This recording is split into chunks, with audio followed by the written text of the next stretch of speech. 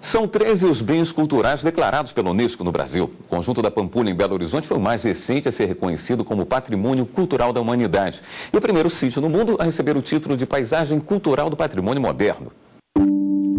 A Igreja de São Francisco de Assis, o Cassino, a Casa de Baile e o Yacht Clube. O Conjunto da Pampulha é formado pelas 4 primeiras obras assinadas por Oscar Niemeyer, construídas entre 1942 e 1943, com jardins de Burle Marx e painéis de Cândido Portinari. 4 prédios de formas arredondadas, linhas simples e cores claras, símbolos de uma arquitetura moderna, distante da rigidez do construtivismo.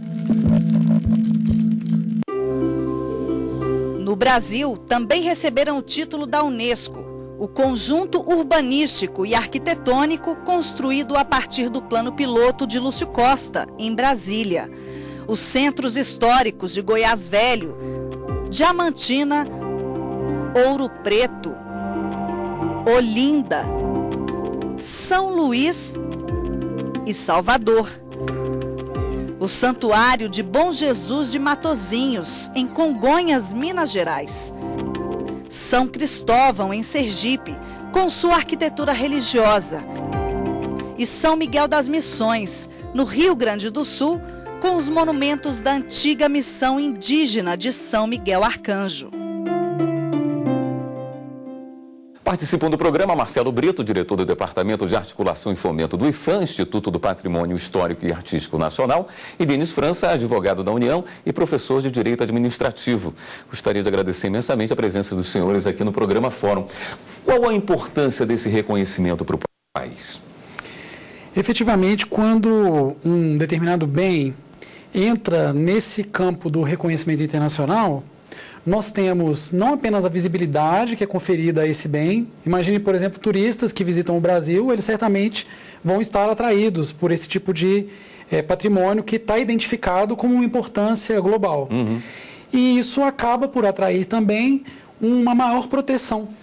Porque se existe essa visibilidade, se existe uma preocupação de organismos internacionais e não apenas de órgãos internos, né, dos entes federados internos, naturalmente isso acaba trazendo um maior cuidado com a preservação desse patrimônio. A Pampulha sendo a primeira porque é uma tipologia nova?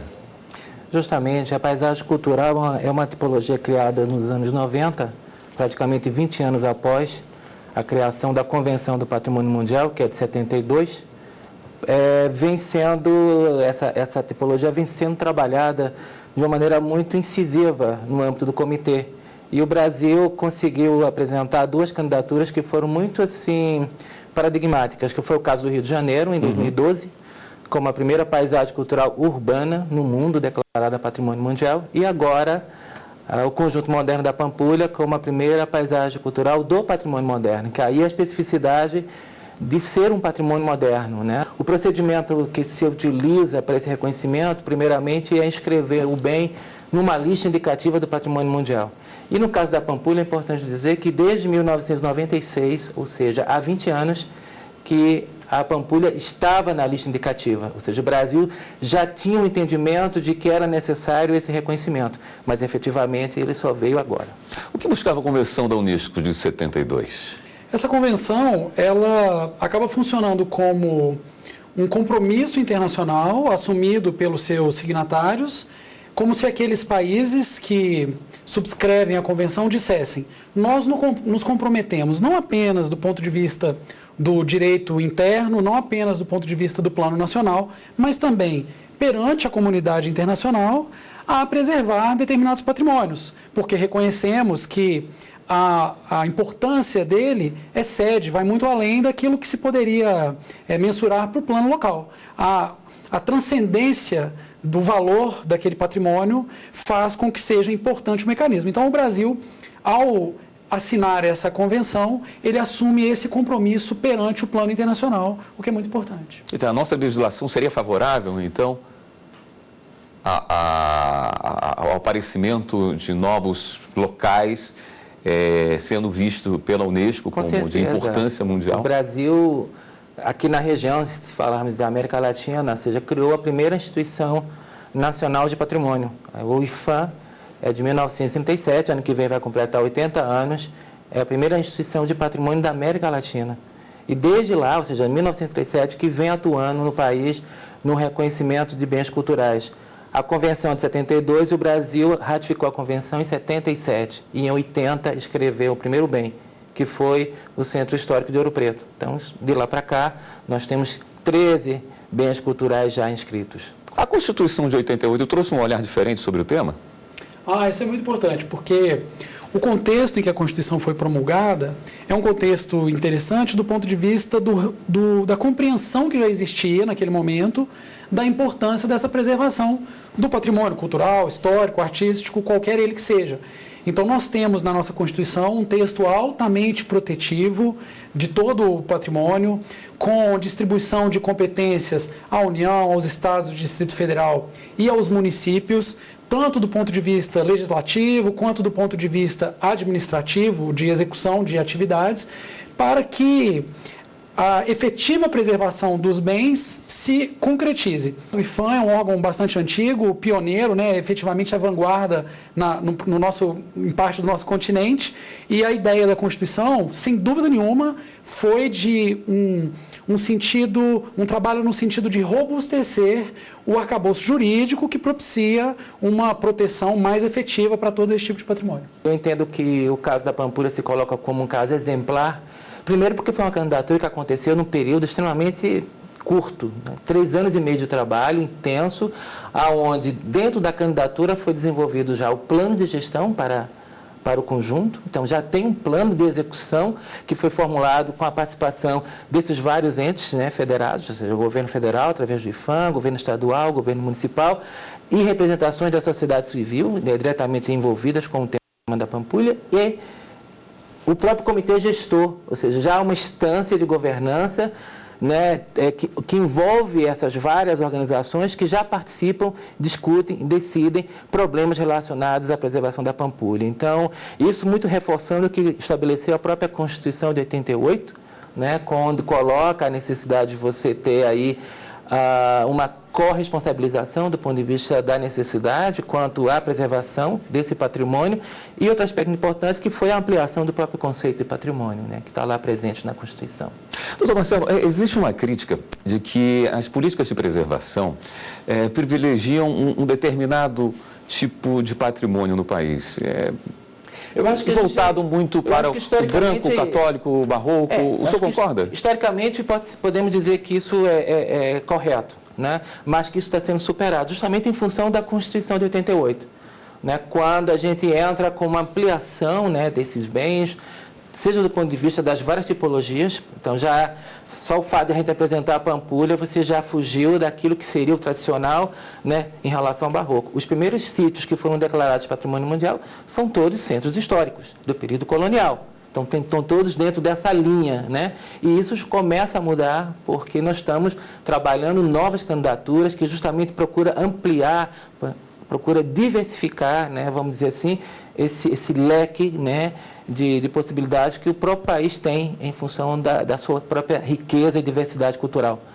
Tanto que, nesse momento agora, nós estamos iniciando já o desenvolvimento da candidatura do sítio Roberto Burle Marx, como uma paisagem cultural, mas já numa perspectiva de um jardim histórico que está relacionado com o paisagismo tropical, que foi, eu diria, talvez a grande contribuição que o Roberto trouxe para a humanidade. E eu já ia lhe perguntar quais seriam os próximos passos, qual é o próximo Brasil que está sendo mostrado por aí. Justamente, nós estamos já trabalhando nessa candidatura, nós temos outras candidaturas que também estão sendo trabalhadas, como a Vila Ferroviária de Paranapiacaba, que tem a ver com o patrimônio ferroviário, o início da industrialização do país, que é um elemento também muito importante do ponto de vista da nossa própria história, a contribuição que o Brasil dá ao mundo no momento da industrialização, especialmente naquele momento em que você tem toda uma intensificação do parque industrial do país a partir de São Paulo. Então, Paranapiacaba certamente vai ser também um grande desafio.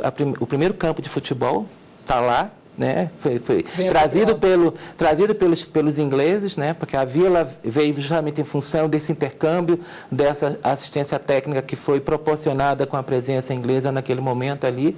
naquela região de Santo André, justamente o município de Santo André, Paranapiacaba. Então, nós estamos trabalhando vamos dizer assim, outras vertentes dentro da nossa história, da nossa memória, não mais só vinculadas ao período colonial e barroco, como bem você mencionou. Mas cabe mencionar que dentro da experiência brasileira, com toda a política de salvaguarda do patrimônio cultural imaterial brasileiro, aí nós temos aí uma diversidade e uma ampliação, né, desse conceito, né? Nós temos a capoeira declarada Patrimônio Cultural Imaterial da Humanidade, da Unesco. Nós temos o Círio de Nazaré, nós temos o frevo de Pernambuco, eu sou lá do Recife, eu estava lá em Paris no momento desse reconhecimento. Então, nós estamos também buscando ampliar e diversificar eu diria, essa diversidade brasileira, né, que tão bem manifesta nessas várias expressões, né, da nossa cultura. O senhor citou o Burle Marx, um grande paisagista, foi muito importante também para o surgimento da beleza da capital do nosso país, tem trabalhos interessantes em Brasília. E eu gostaria de depois falar com vocês sobre alguns entraves que transformar um local em patrimônio da humanidade pode causar, que são algumas críticas muito comuns para a capital do país. Mas para o segundo bloco, nós vamos para um rápido intervalo. Voltamos em instantes com o programa Fórum. Voltamos com a nossa conversa sobre patrimônios culturais. Recentemente, a região de Machu Picchu, no Peru, foi alertada pela Unesco que correu o risco de perder o status de patrimônio cultural da humanidade por causa de uma construção. Vamos assistir. A construção de uma ponte sobre a via que conduz à cidade Inca chamou a atenção da Unesco. Segundo o Poder Judiciário do país, o projeto viola as leis de áreas protegidas e de patrimônio cultural. A ponte pode alterar o entorno natural do sítio arqueológico e tornar impossível o controle do fluxo de turistas. Doutor Denis, quais são as causas já previstas que podem levar à perda do título? O tombamento ele tem o objetivo de cristalizar determinados aspectos daquele bem para que não possa haver um prejuízo. Eventualmente, é claro que o tombamento pode deixar de existir. Isso pode acontecer em, basicamente, situações em que deixa de haver o interesse daquela preservação, o que é bastante raro, e o caso do perecimento do bem. Imagine um casarão tombado que venha a ser demolido por causas naturais. A realidade é que, muitas vezes, existe uma certa tensão entre uma perspectiva desenvolvimentista e a perspectiva de preservação. Um olhar, às vezes, um pouco superficial, pode ter a falsa impressão, acredito, de que a proteção ao patrimônio seja um empecilho ao desenvolvimento. Na prática, no plano interno, no caso do tombamento, não é possível. Não é que o imóvel vai perder aquela situação porque ele não cumpriu algum requisito. Não é que seja um interesse do imóvel manter aquele requisito. Ele é preservado e assim, e como tal, deve ser tido, e o patrimônio passa a ter, o proprietário, na verdade, passa a ter obrigações na preservação daquele patrimônio. Já no caso da declaração, da classificação feita na lista da Unesco, é como se o interesse fosse do próprio país. Afinal de contas, o país ofereceu o bem, ele disse, olha, eu tenho alguma coisa aqui dentro que é de relevo mundial, que excede as minhas próprias necessidades e perspectivas. Então, é o interesse do próprio governo manter as características que fizeram com que aquele patrimônio fosse entendido como digno de receber aquela visibilidade, aquela proteção. Essa crítica sobre a cristalização, utilizando uma expressão que você utilizou, foi muito utilizada na época do tombamento de Brasília, né? Porque era uma cidade muito nova, muito recente, que ainda tinha muito a se modificar, a se adaptar. Como é que o senhor viu isso?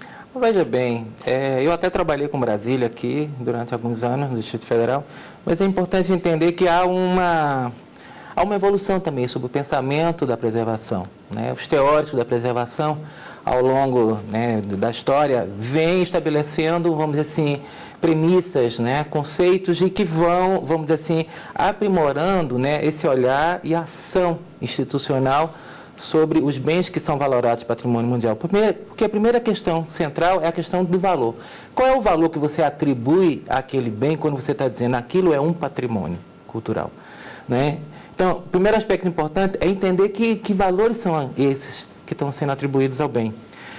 Então, há, vamos dizer assim, uma compreensão talvez que precisa ser superada, que é justamente essa da cristalização, que existiu no passado, né? Porque talvez fosse mais simples, mais fácil dizer, olha, está protegido, não toca, né? Não mexe, né? Mas quando a coisa é viva, como é um contexto... Isso pode ser relativizado? Claro, uma coisa que é viva como um contexto urbano, justamente isso que eu ia dizer, você tem que entender que existe uma dinâmica e a preservação ela tem que ser compreendida dentro dessa dinâmica. Isso significa dizer também, que eu acho que é outra falácia, né, que é de estabelecer uma dicotomia entre patrimônio, né, entre preservação, né, e desenvolvimento. É necessário entender que a preservação é uma forma de desenvolvimento. Porque qual é o desenvolvimento sustentável que a gente quer? Né? As cidades crescendo de maneira indefinida, adensando-se, né? Criando condições, né, de inviabilização do seu próprio funcionamento urbano? Não. A gente quer qualidade de vida. E isso, talvez, Brasília foi uma das cidades declaradas de Patrimônio Mundial que conseguiu expressar isso e trazer à luz essa relação, né? Que preservar significa manter uma qualidade de vida. Uma qualidade de vida urbana que essa cidade possui por conta do seu projeto. Porque o que foi preservado aqui, na sua essência, enquanto valor, foi o projeto urbanístico, né, do Lúcio Costa. O que ele pensou, a maneira que ele estruturou a cidade, a maneira de ocupar a cidade, o seu funcionamento, esses valores é que são importantes para essa preservação.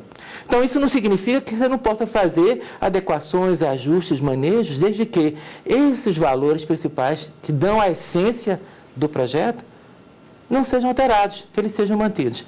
E isso, em hipótese alguma, significa cristalização, ou seja, congelamento.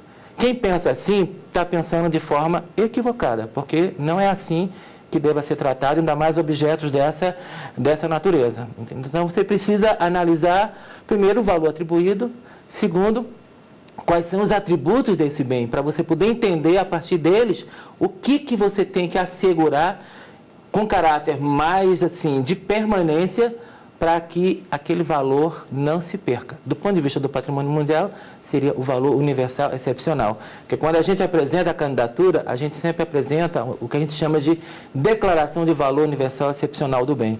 Então, esse, vou dizer assim, que é a questão central que a gente tem que levar em consideração no momento de geri-lo. Lembra que eu falei dos 3 aspectos centrais? A proteção, a conservação e a gestão. Os problemas decorrentes do uso do bem, né, que estão associados à gestão, é que demandam uma atenção, que demandam um tratamento adequado ao bem.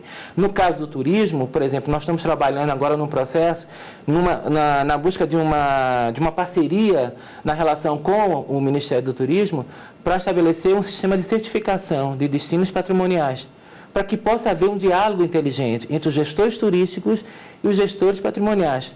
Porque senão você, através da atividade, se ela é mal planejada ou ela é mal executada e mal desenvolvida, você acaba matando a galinha dos ovos de ouro. Então, se é importante você manter o bem, porque ele é o ativo aonde você realiza e desenvolve aquela atividade econômica, essa atividade econômica deve acontecer de tal forma a valorizar o bem e não a destruí-lo.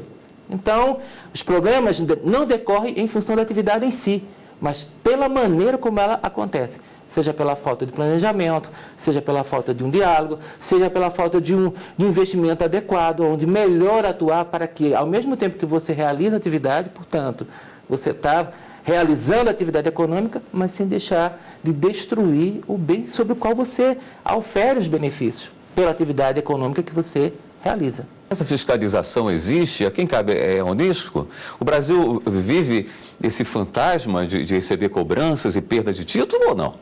É claro que é possível. Se não houver um tratamento adequado ao patrimônio, existe sim o risco disso se perder. Mas existe um comitê responsável pela manutenção desse patrimônio e, claro, eu acho muito importante frisar a responsabilidade dos governos locais, sejam os governos regionais ou o governo federal, porque, afinal de contas, a partir do momento que você tem esse reconhecimento, a ideia é de incremento, como, por exemplo, no caso da Pampulha, as contrapartidas que foram exigidas, já mostra que existe a necessidade de serem concretizadas medidas no plano interno, justamente para que a gente evite qualquer tipo de questionamento num momento futuro em relação à efetiva existência de utilidade do ponto de vista mundial. Nós não podemos querer manter esse título para eventuais bens que sejam importantes para nós de maneira local, mas que não consigam expressar essa importância, esse grau de importância no plano internacional também. Deixa eu dizer uma coisa, eu acho assim, que o que tem sido interessante para a gente ao longo desse tempo todo, com os bens que têm sido inscritos, é porque a experiência de atuar no campo do Comitê do Patrimônio Mundial ajuda, auxilia, para a gente pensar internamente as nossas políticas, as políticas nacionais. Em que medida, né, essas questões colocadas no campo internacional, elas nos ajudam a refletir sobre a forma como nós estamos atuando no campo nacional, né? Então, o fato de você ter listas indicativas, no fato de você ter sistemas de monitoramento para avaliar de forma sistemática o estado de conservação do bem, ou quando você tem questionamentos sobre determinados problemas que incidem sobre o bem, você poder ter sistemáticas de accountability, né? Que é aquele sistema onde você busca conversar com os vários setores para saber o que está acontecendo e, a partir daí, tentar entender e buscar soluções para resolver o problema. Ou seja, mitigar questões e evitar que os problemas se ampliem, né? Então, eu acho que esse tem sido o propósito, e eu diria a tônica que a gente tem adotado muito para trazer essa reflexão para dentro, né? Especialmente no nosso caso do IPHAN, e especialmente buscando intensificar um conceito que começou nos anos 90, mas que efetivamente está se consolidando mais agora, que é o da gestão compartilhada. Na medida em que a responsabilidade não é só nossa, enquanto poder público, mas da sociedade brasileira como um todo. E na medida que você apresenta um bem para a comunidade internacional, maior ainda se torna esse compromisso. Então, isso tem sido, vamos dizer assim, o esforço maior. Então, cada vez mais investir em campanhas, né, de sensibilização, de campanhas educacionais, no sentido de ampliar esse entendimento sobre o que é esse patrimônio, a importância dele, que a preservação é uma forma de desenvolver, você pode expandir, você pode crescer e você pode preservar, você pode manter. Então, a gente, se a manutenção, se a preservação, ela pode conferir qualidade de vida, por que não? Existem incentivos fiscais para que empresas participem dessa preservação? Isso pode ser conferido no âmbito local, no caso da Pampulha, mais uma vez. A Prefeitura de Belo Horizonte, naturalmente, pode instituir parcerias, porque o sítio é bastante grande. Nós temos até uma região ali que não é uma região de muitos serviços e comércios privados. É uma região que, pela própria característica do zoneamento urbano da Pampulha, eu fico um pouco mais à vontade de falar por ser também natural de Belo Horizonte, ela já rejeita alguns tipos de empreendimento. Recentemente, apenas na época da Copa do Mundo, foi construído um hotel na orla da lagoa. E é claro que é de interesse do hotel, que está se beneficiando do fato de estar ali naquele local que vai funcionar como um atrativo natural, estipular algum tipo de parceria, né? No caso do tombamento, ele confere desde logo isenção tributária, por exemplo, no caso do IPTU. Quem reside, né, o proprietário de um bem tombado, tem por lei o direito de não pagar o IPTU. E daí que a importância de a gente debater esse assunto, trazer à tona, conversar, porque se nós vivemos um momento de ampliação da compreensão da importância dessa preservação, a gente começa a conscientizar os interessados que os benefícios vão muito além desses, mas que esses também são de relevo, são importantes. Muitas vezes o proprietário, ele rejeita, quando ele é individualmente atingido pela preservação do patrimônio, ele acha que aquilo vai ser prejudicial para ele, mas na verdade a perspectiva que devemos adotar é contrária, que aquilo vai valorizar o imóvel que ele tem, por exemplo, num certo sentido.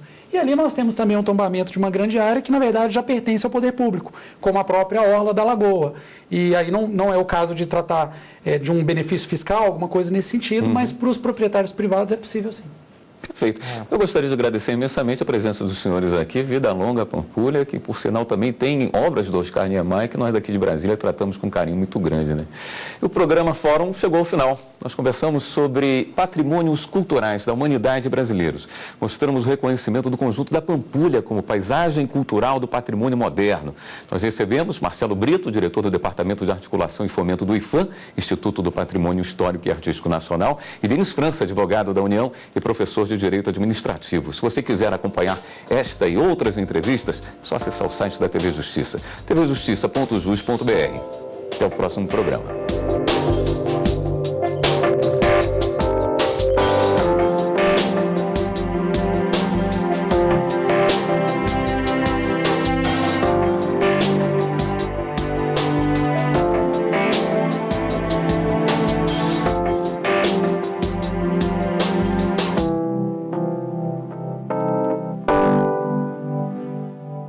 abraço.